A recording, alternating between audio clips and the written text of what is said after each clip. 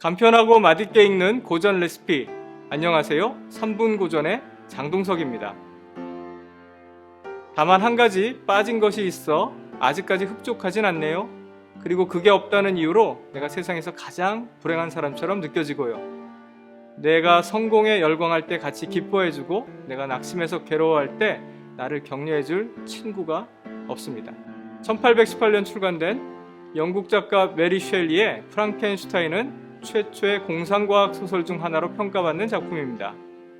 애초에는 익명으로 출간되었는데 머지않아 작가가 여성이라는 것이 밝혀지면서 부정적인 비판이 훨씬 더 높아졌습니다.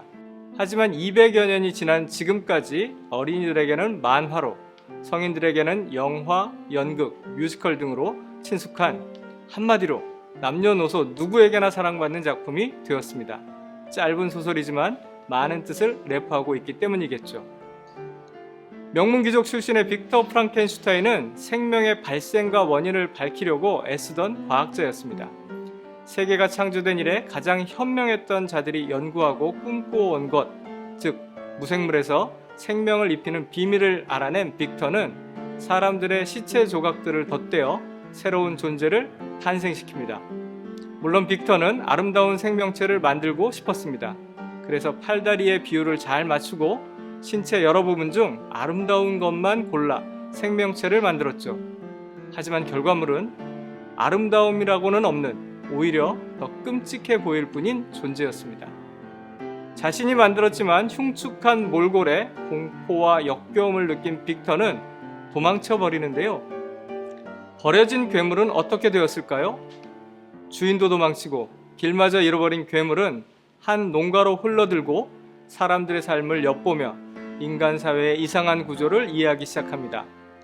부의 분할과 거대한 부와 비참한 가난, 그리고 계급과 가문, 귀족에 관해서도 알게 되죠.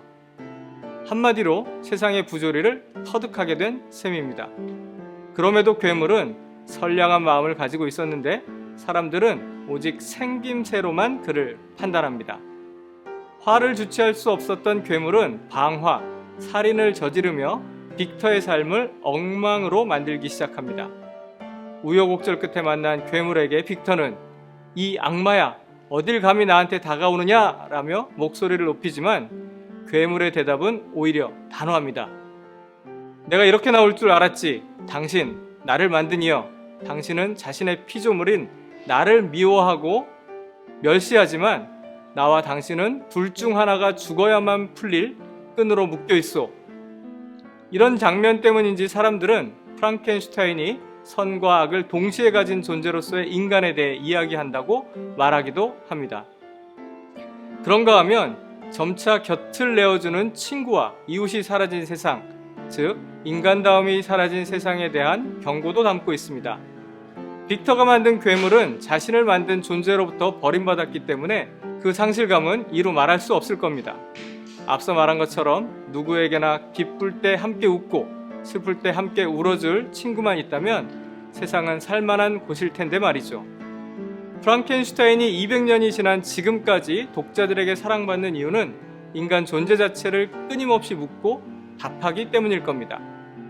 쉽고 간편하게 읽는 맛있는 고전 레시피.